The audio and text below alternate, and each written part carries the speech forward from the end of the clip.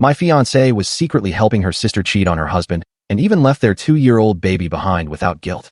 Then she had the nerve to send me a long, emotional essay to apologize, completely unaware that I was already done with her lies, her secrets, and everything she stood for. My partner, Quinn, and I have shared 6 years together, with our engagement spanning the last year. I took on the sole responsibility of organizing our entire wedding, which is now just 2 weeks away. Last evening, Quinn and I enjoyed a lovely time at home.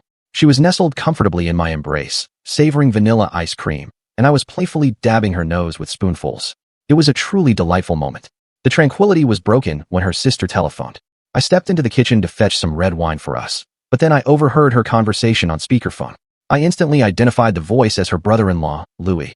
What I heard next sent a chill down my spine, particularly as I had always considered Quinn's unwavering loyalty to be her most admirable trait. Louis inquired about the whereabouts of his wife, Natalie, Quinn's sister, as she wasn't responding to his messages. Quinn responded, "Oh, she just departed. She should be back in half an hour." My spirits sank, but I remained quiet, attempting to comprehend the situation. I anticipated her honesty, so I simply asked her to explain. However, she was engrossed in quickly typing on her phone, her fingers moving with remarkable haste. I repeated my question, "What are you doing?" She answered as if it were entirely apparent, texting that Louis was searching for her. The pieces of the puzzle began to click into place, forming a picture I never wished to see. The first warning sign. Quinn informed Louis, her sister's husband, that Natalie, Quinn's sister, had just been at our residence, a blatant falsehood. The second warning sign. Why was Quinn sending messages to Natalie, expecting a reply, when Louis had just stated Natalie wasn't answering texts? The inconsistency was so glaring it made my stomach churn. The third and most damning warning sign. Why would Quinn tell Louis that Natalie would be home in 30 minutes unless she either knew precisely where Natalie was or was sending her an urgent warning to return home immediately? So, if it isn't clear by now, Quinn was essentially shielding Natalie and fabricating stories to Louis about her sister's location. My mind raced through various possibilities. Perhaps Natalie was arranging a surprise for Louis, or maybe she was secretly shopping for a present. But I needed absolute certainty. Around 1 a.m., I rose to use the restroom, the mattress creaking softly as I slipped from beneath the covers. Quinn was sleeping soundly, her breathing deep and steady. I couldn't resist checking her phone. We had always known each other's passcodes, so access was effortless. I unlocked it. I wished it were merely a case of infidelity. But no, Quinn's sister, Natalie, had been involved in an affair for approximately 6 months with a colleague, and Quinn had been assisting her in concealing it for nearly the entire duration. There were hundreds of messages between them, discussing the affair, the coworker, explicit details, and embarrassing remarks about Louis. It made me physically ill. But alongside this, my fiancée was meticulously explaining how to manipulate him, like a literal step-by-step guide. And the most disturbing revelation. She claimed it was the same tactic she had employed on me when we first started dating. I am utterly, completely ruined. I cannot marry Quinn. Forget about me. There is no plausible justification she could offer for aiding her sister in cheating on Louis and, by extension, abandoning their 2-year-old daughter. The betrayal extends not only to me or Louis, but to that innocent child whose family is being torn apart with Quinn's active participation. However, on the other hand, our families have invested a substantial amount of money into this wedding, and we won't recover any of it at this point. Furthermore, I feel like an absolute fool. The woman I believed I knew would never engage in something so cruel and deceitful. And yet, I still have feelings for her. She is beautiful, enjoyable, and kind. She has never personally wronged me, but I cannot view her in the same light now. I am dreading what I know I must do next. The thought of confronting her, canceling the wedding, and explaining everything to everyone makes me physically nauseated. But the alternative, marrying someone capable of this level of deception, is unimaginable. To be clear, I am not seeking reasons to remain with Quinn. The wedding is off. I am simply trying to determine my next steps and gather the courage to follow through. The pressure from everyone's expectations is overwhelming, but I will not succumb to it. I am furious that I am in this predicament at all. It is 5 a.m. I have worked in 3 hours and have barely slept. My eyes are burning, and my head is throbbing from staring at my computer screen in the dark. I am going to shower and head into work early to avoid Quinn while I process this. Thank you to everyone for being supportive, and a big middle finger to the individual suggesting I should find some good reason my soon-to-be ex-fiancé had for this behavior. There is no excuse for actively helping someone destroy their family. I arrived at work around 7 a.m. when the office was empty and decided to begin the painful process. I telephoned my brother, CK, who resides in Australia. It was difficult delivering the news because I know he spent a fortune on flights for his family to attend the wedding. The connection crackled slightly as I explained the situation, my voice occasionally faltering despite my best efforts to keep it steady. But like a good brother, he never once mentioned the money and simply offered his complete support. He made an excellent point. You work in a job where you deal with liars and scammers every day. I don't blame you for wanting your home life to be free from that. He is absolutely correct, and that is why I am reacting so strongly to Quinn's involvement in this deception. My entire career is built around identifying fraud and dishonesty. How could I possibly return home to it every day? CK proposed a partial solution to the fallout. He had planned to take his family to Florida after the wedding for some vacation time, and we were going to honeymoon there and briefly meet up with them. Now, I will simply rebook everything to stay closer to him and his family throughout the trip, offering Quinn's ticket to my sister or another family member. It is not perfect, but at least it is something salvageable from this mess. I haven't had time to read all comments, but I have answered a few. Right now, I am just making myself sick, drinking cup after cup of coffee while trying to distract myself until it is late enough to contact Louis. The caffeine is not helping my jittery nerves, but I need something to keep me alert through this nightmare. I just finished my morning meeting. My stomach is doing somersaults from all the coffee, and I cannot focus on anything. The words on my computer screen might as well be written in hieroglyphics for all I am able to comprehend right now. I feel like I cannot move forward until I tell Louis what I know, so I am taking a sick day to drive to his house. He is a teacher on break right now, and Natalie works 9 to 5 like me, so the timing should work. My hands were shaking as I emailed my boss, but once I hit send, a strange calm came over me. At least I am doing something instead of just stewing in anxiety. I arrived at Louis's house around 10 a.m. The neighborhood was quiet, with only the occasional dog barking in the distance. He had just put his daughter down for a nap, and we had a long, brutal conversation in his kitchen. The cheerful yellow walls and family photos on the refrigerator made the content of our discussion seem even more out of place. It turns out he suspected the affair for a couple of months, but Natalie has been covering her tracks well with Quinn's help and support from some mutual friends. I do not have the entire 6 months of text messages, just the screenshots I sent myself, but I shared what I had and offered to help however I could. For context, I am a field analyst in the Special Investigation Unit of a mid-size insurance company, specializing in workers' compensation fraud. I know a few things about investigations and have some useful contacts. Watching Louis's face as he scrolled through the messages was heartbreaking, his expression cycling through shock, disgust, and finally a resigned sort of acceptance that suggested he had suspected this all along. I am now working from my laptop at Louis's kitchen table, trying to salvage what I can of the situation. I will have to talk to Quinn tonight and start spreading the word to friends and family now that I know I will not be blindsiding Louis with this information. So far, I have rebooked most of the honeymoon, although I had issues with Quinn's ticket because she was flying under her maiden name. The airline allowed me to cancel for a partial refund, and I rebooked for my sister, who will join her brothers and nieces in Florida in a couple of weeks. The customer service agent sounded sympathetic when I explained I was canceling a honeymoon, but I am sure she has heard every excuse in the book. I am holding off on canceling the venues until after I talk to Quinn, as I do not want to tip anyone off until Louis has a chance to confront Natalie. But I will be letting my family and friends know this afternoon and asking them to keep quiet for now. The thought of making all these calls makes my chest tighten, but it needs to be done. I am in full crisis mode, canceling what I can and heading to the bank soon to open a new account and sort out my bills.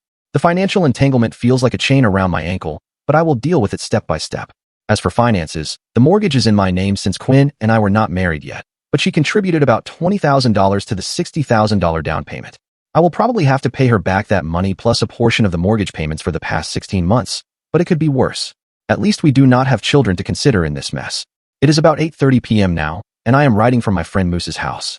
He is a former coworker who works in the same field as me. His place is sparsely furnished, but comfortable, the kind of bachelor pad that suggests he spends most of his time working rather than decorating. Earlier, Louis asked for my help finding out who Natalie was cheating with. All we had was a first name. Let's call him Corey. Strangely, I could not find him through Natalie's LinkedIn connections, which seemed odd for a workplace affair. Her profile showed dozens of connections, but no one named Corey jumped out at me. Louis mentioned that Natalie was supposedly going for after-work drinks tonight and would not be home until 9 to 10 p.m. He did not have to spell out his suspicions. I told him I would help, but that he needed to come with me, and I contacted my friend Moose to meet us later. I figured having a third person who was not emotionally involved would be helpful, especially someone with Moose's investigative experience.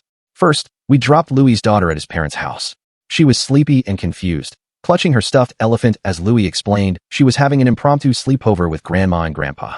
Then we went to Natalie's workplace, one of those commercial strip malls with nondescript offices in a large parking lot. We found Natalie's car, and Louis used a spare key to unlock it so we could place a voice-activated recorder and GPS tracker inside. I felt a little dirty doing this, but my loyalty was to Louis in this situation.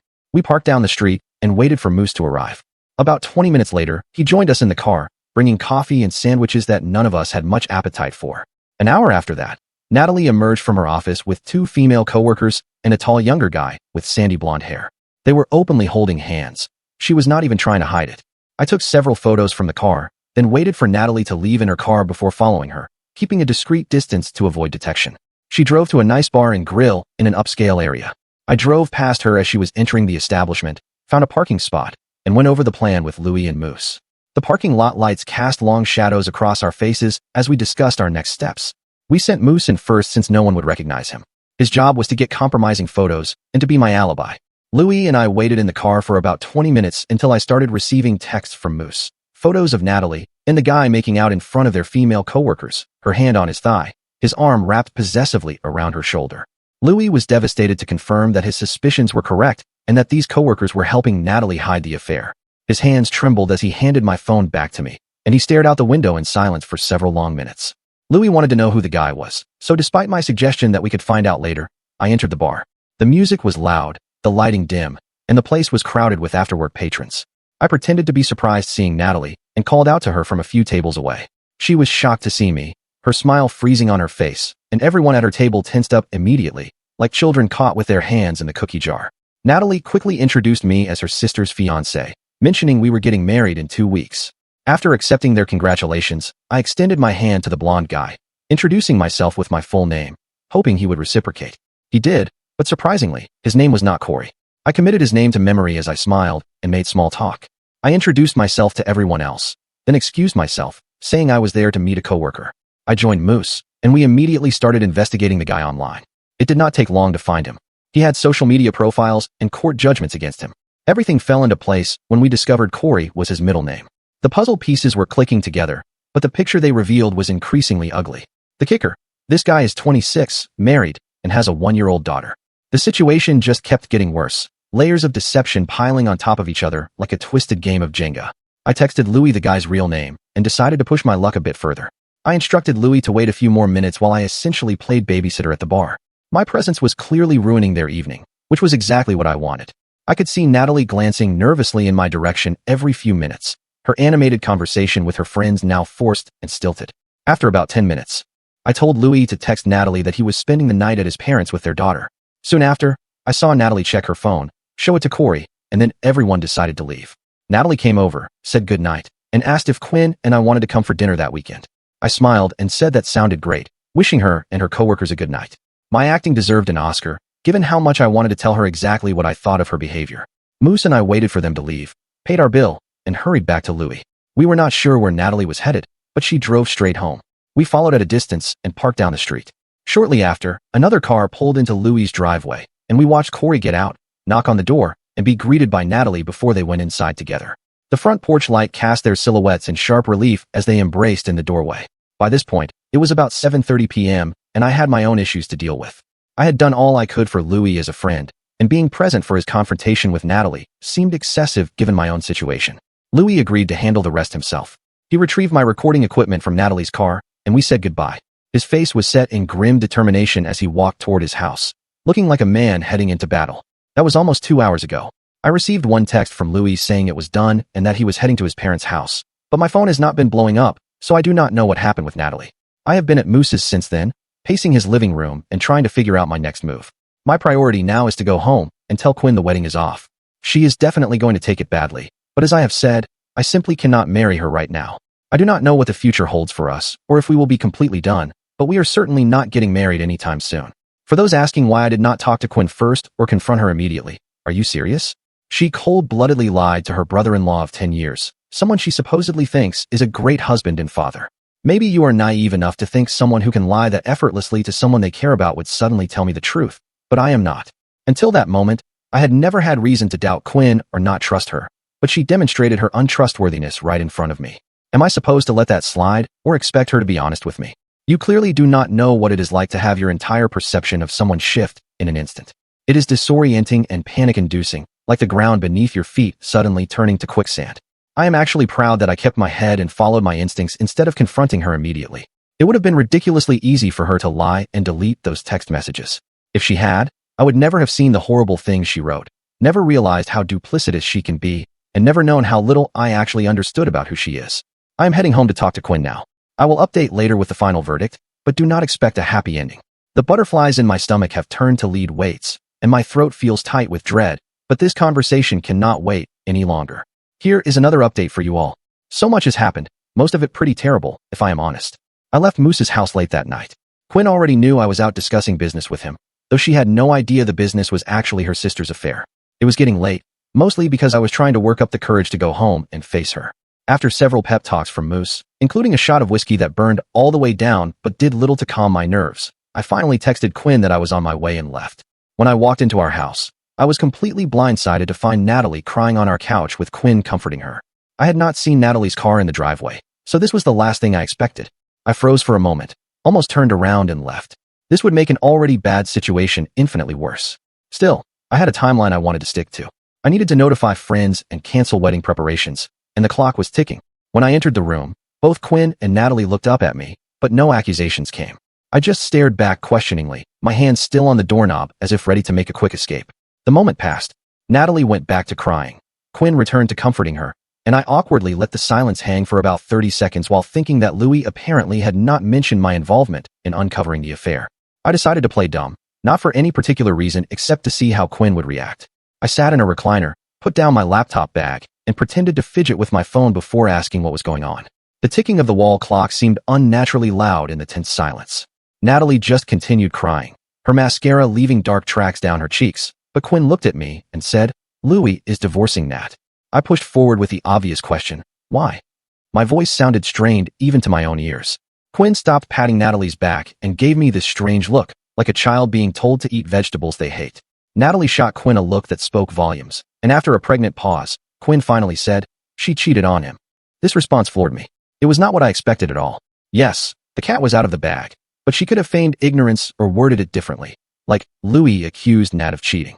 Instead, she confirmed it outright, no hedging or minimizing. Natalie was not happy about this. She seemed to crumble into the couch, making a strange combination of a sigh and sob. I wanted to press further but must have stammered a bit, which Quinn likely interpreted as shock, and she would have been right, just not in the way she assumed. "Did you know?" I asked. Quinn did not speak, just nodded while continuing to rub her sister's shoulder, her eyes never meeting mine. I did not hesitate with a follow-up. "How long?" The answer came more easily than I expected. 6 months. I was shocked by her casual admission. Natalie was shocked too. She smacked Quinn's hand away like it was a hot iron on her skin. Even Quinn seemed startled at her own candor, her eyes widening slightly, as if she could not believe what she just said. I leaned back in the recliner and rubbed my face, feeling the stubble I had not bothered to shave that morning. Time to rip off the entire band-aid. "We are not getting married." Both sisters stared at me in stunned silence before simultaneously asking, "What?" The synchronized reaction would have been comical in any other situation. I stood up and repeated myself, "We are not getting married. I cannot marry someone who would cover up adultery, especially for 6 months. Quinn jumped off the couch and opened her arms in disbelief. I just put my hands up defensively, feeling like I needed a physical barrier between us. "I am serious. I do not like this at all. I do not like that you participated in this, and I cannot marry you feeling the way I do. It would be a mistake." My voice grew firmer with each word, as if trying to convince myself as much as her. The waterworks started immediately. Even Natalie's mouth dropped open in shock. Quinn wailed, accused me of not loving her, appealed to my sense of duty, mentioned the lost money, the inconvenience to our friends, the embarrassment, all things I had already considered, but it hit differently hearing them through her sobs, each word like a knife twisting in my gut. Then I made a big mistake. To convince Quinn of the finality of my decision, I blurted out, "Look, I already canceled the honeymoon. It is not happening." I knew it was a bomb the second it left my mouth. Natalie, always quick-witted, immediately connected my statement with my appearance at the bar earlier. "You son of a b**********, she screamed, lunging across the room at me, her face contorted with rage. I am not a small guy, but the force of Natalie's attack had me staggering backward. I barely got my hands up before she started clawing at my face with her fingernails. I nearly dropped my phone but managed to push her away, shouting, "Natalie, get off me. Quinn, control your sister." Natalie tried to lunge again, but surprisingly, Quinn did exactly as I asked, wrapping her arms around Natalie's waist and holding her back. The coffee table between us acted as a barrier, but Natalie was still straining against Quinn's grip, her eyes wild with fury. I pointed at Natalie and yelled, "Get out right now, or I am calling the police," holding up my phone for emphasis. My heart was pounding so hard I could feel it in my throat. Quinn begged us both to calm down. "He doesn't have anywhere to go right now." Louis took her car keys. Her voice was shrill with panic as she struggled to maintain her hold on Natalie. That explained the absence of her car, but I did not care. I was completely done with Natalie and wanted her to know it. I marched to my home office, locked the door, and called the police. I told them I had been attacked by my fiancée's sister and had locked myself in my office, that I was bleeding from my face. Natalie had scratched me pretty badly near my left eye. My vision was blurry, and I feared for my safety. I even claimed to have recorded the entire altercation, an embellishment I felt was justified given the circumstances. As I finished the call, Quinn started knocking on the door. "Please come out. We need to talk about this. And please, I love you, don't do this." And even Natalie is sorry and wants to apologize. I am pretty sure that last one was a lie, but Quinn was clearly panicking. I ignored her, and her attempts to coax me out ended when the police arrived at our front door, their arrival announced by the sharp, authoritative knocking that echoed through the house. I heard Quinn talking to them and decided to come out.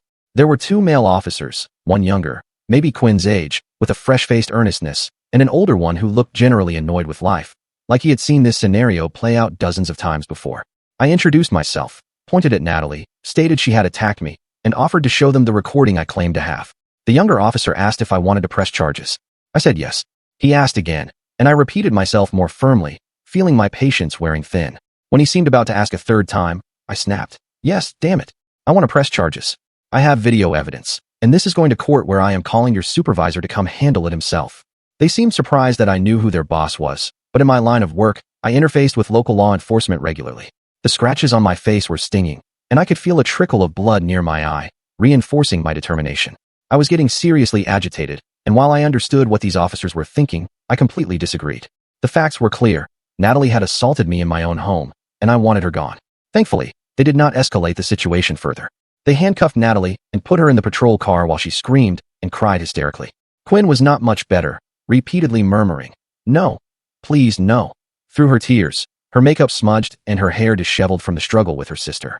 The younger officer came back and asked if everything else was okay. I told him I was going to bed. He asked Quinn the same question, and when she did not immediately answer, he repeated with more emphasis, "Is everything okay here, ma'am?" It was obvious what he was fishing for, his hand hovering near his belt as if ready to reach for his handcuffs again. By this point, I really disliked this guy, but I bit my tongue. Quinn finally realized he was addressing her and nodded, wiping her tears with the back of her hand.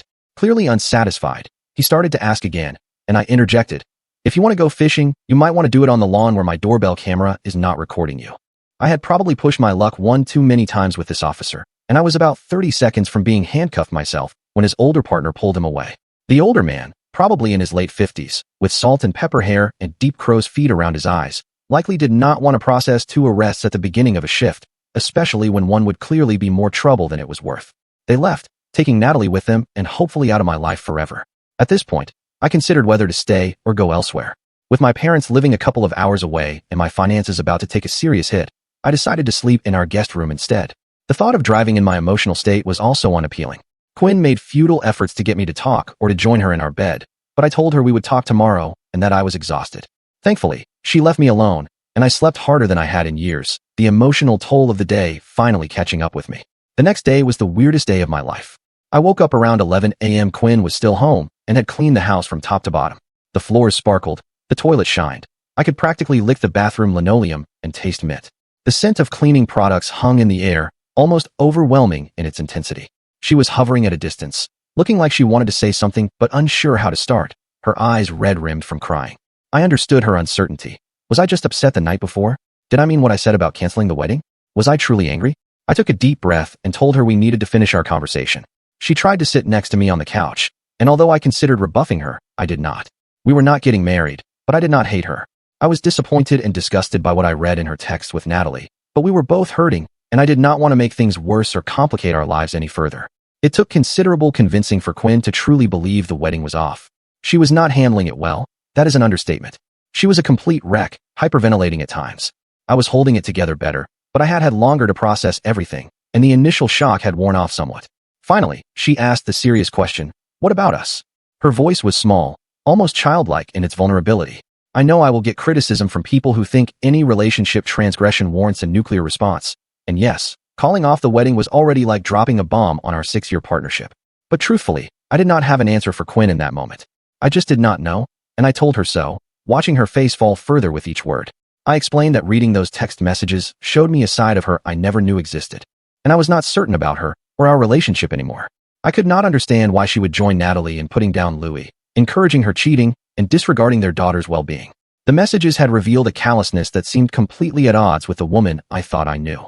Quinn just kept repeating, I know, it was wrong, I know, like a mantra that might somehow erase what had happened if she said it enough times. When I asked for an explanation, she could not provide one beyond saying she got carried away and felt she had to choose her sister. I told her a good sister keeps you on the right path rather than giving you a free path to be terrible. She agreed and promised to do better, explaining that Natalie had always been the boss when they were children, and she was always the follower, too afraid to stand up to her sister's strong personality. I understood this dynamic. I have an older sibling too, though I am more independent. My brother has lived across the world for 18 years, only visiting occasionally during holidays. Perhaps I had an advantage over Quinn because my older brother is a decent person while Natalie is trash. Still, this explanation, while making some sense, felt too convenient, too simple to explain away behavior that had shocked me to my core. Then came the second major shock of my life in 48 hours. Quinn suddenly burst out. It is not fair. It is not fair. Her voice rising to a pitch I had never heard from her before, her hands balled into fists at her sides. What is not fair? I asked, genuinely confused by the sudden outburst. You were texting that bimbo wife Nala girl on Instagram last year, and I got over it. I was so hurt, but I moved past it. Why can't you get over this? What? Tears streamed down her face as she hurled these accusations at me. What? Who the hell is bimbo wife Nala? I had absolutely no idea what she was talking about. I asked if she was high or having a psychotic break. Mean, I know, but I genuinely have not been texting anyone, especially not some Instagram model with a ridiculous name that sounded more like a cartoon character than a real person. I protested loudly while Quinn yelled through tears, claiming she saw the messages last year and decided not to confront me because I had stopped. Apparently, she had been checking my social media accounts from my home computer when I was at work, which should have been incredibly boring since I only have family and a few work friends on there, and I rarely post anything. I offered to let her log into all my accounts and check for herself, but she just called me a liar, a pervert, and worse. She started throwing things at me. First a decorative pillow, then a TV remote that narrowly missed my head and cracked against the wall. When things got out of hand, I warned her that if she threw one more item, I would have her removed from the house, just like her sister. She swore at me and stomped off to the master bedroom, slamming the door with enough force to rattle the pictures on the walls. By this point, I was utterly confused. I went to my office, started my computer, and typed bimbo wife Nala into Google.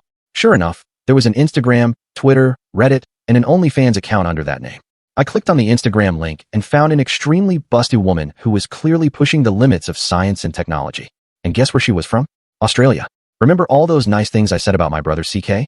Well, he stayed with us last Christmas, flying in from Australia. I told him, sure, go ahead and use my office computer if you have jet lag. Apparently, after his wife and kids went to sleep, he was logging into social media, or OnlyFans, and texting with this woman. The pieces clicked into place with sickening clarity.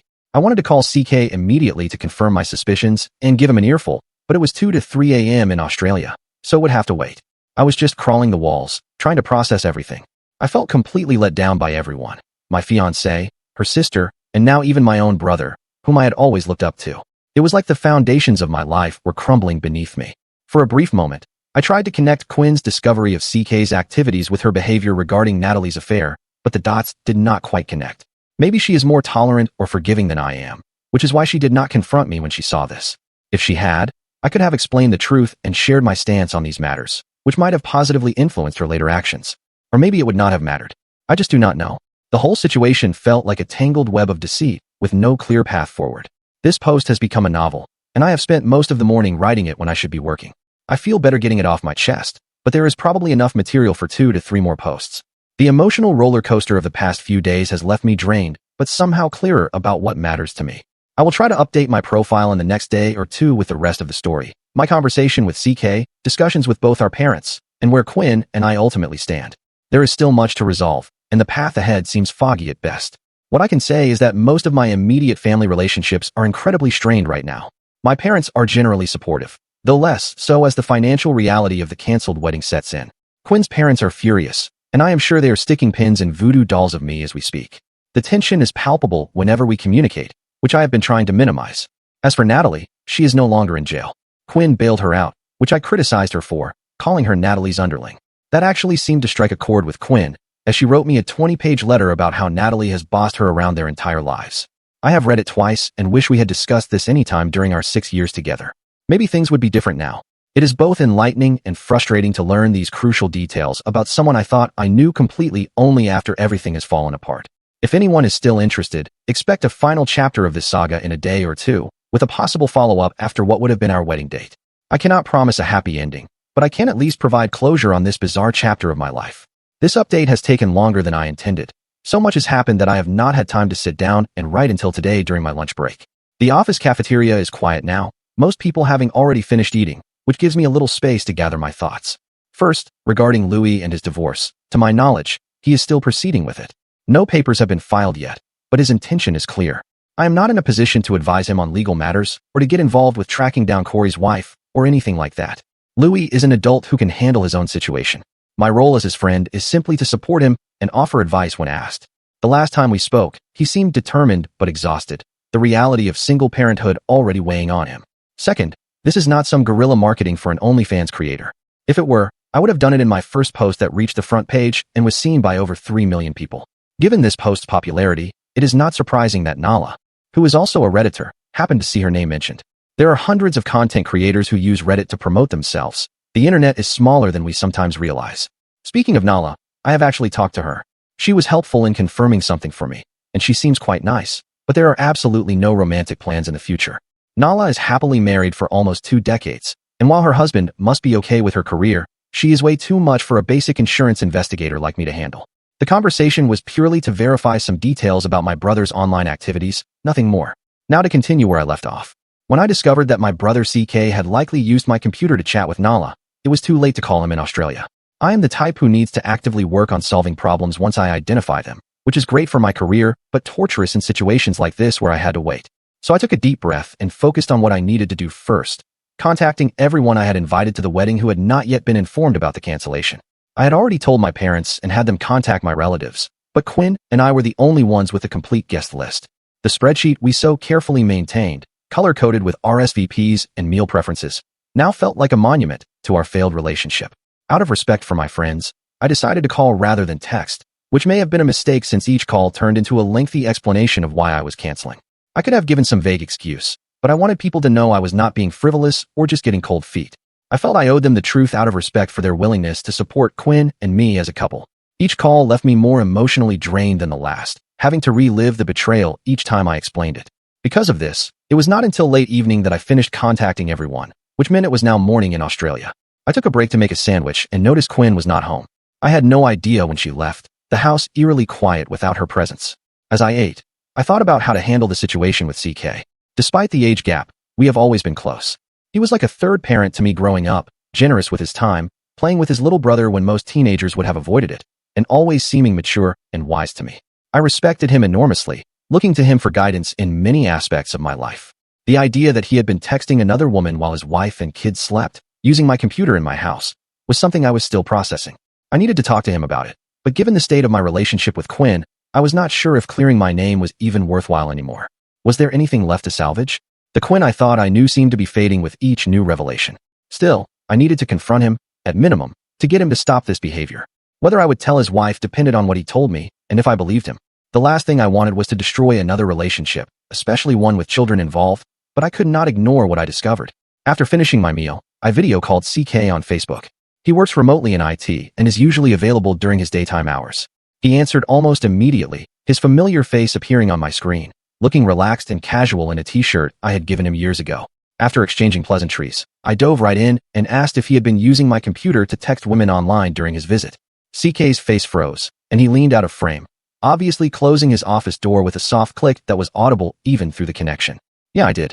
"Why?" he replied, his expression a mixture of embarrassment and defiance. I swore under my breath and explained how Quinn had thought his flirting was me since he used my computer. I told him I was not happy to take the fall for him and asked point blank if his wife, Tempe, knew about this.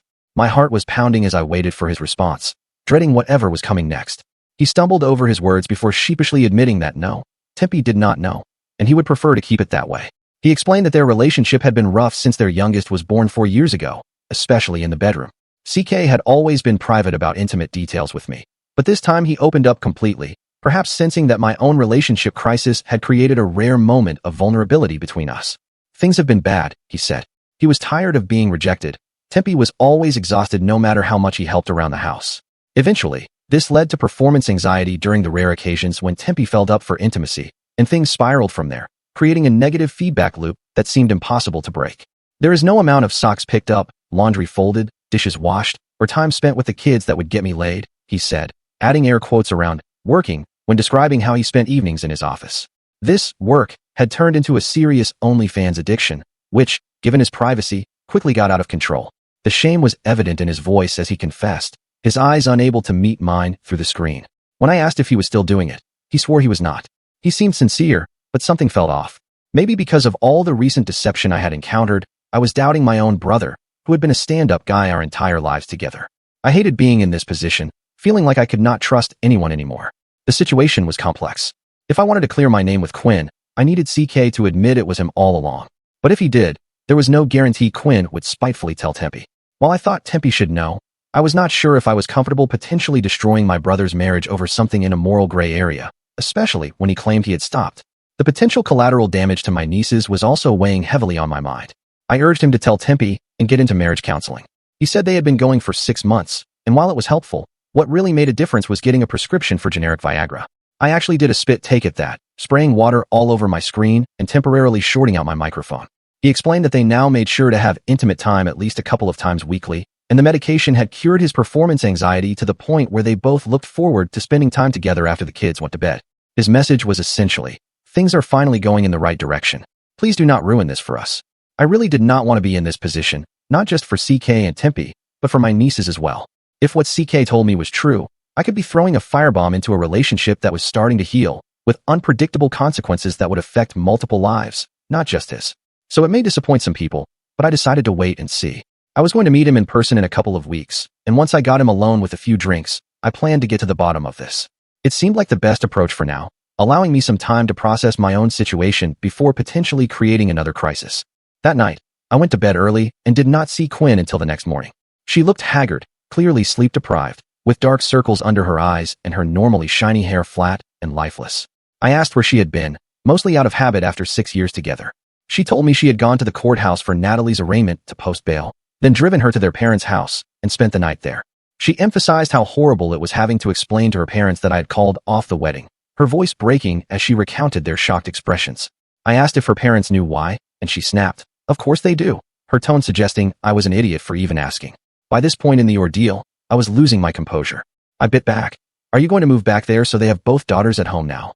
The words came out sharper than I intended, laced with her frustration and exhaustion of the past few days.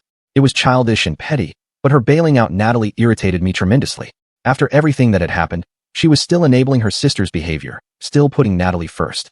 "You do not need to be an ass about this," she retorted, her hands on her hips, her posture defensive. "And you do not need to be Natalie's effing underling." I shot back, the word underling coming out with particular venom. I saw Quinn visibly flinch at this comment. It had clearly struck a nerve, and her eyes welled up with tears, which helped cool my temper. I had not meant to hurt her, just to make her see how she was being manipulated. We stood silently in our living room for a minute or two until Quinn finally spoke. "Our parents are coming over at 3 o'clock. Her voice was quiet but firm, brooking no argument. I nearly facepalmed this news. I started to object to her not consulting me first, but realized that was just my ego talking.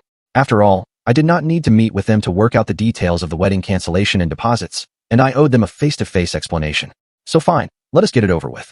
I tried to stay busy, but there is not much to do on a Sunday except wait anxiously for what I knew would be an uncomfortable meeting.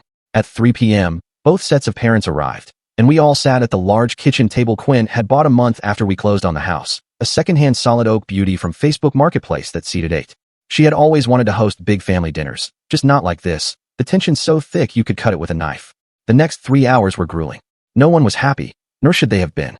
The best support came from my parents, but even that was tempered with a, "well, it is his decision to make" attitude, which basically meant, "We think this is crazy too, but we are still backing him."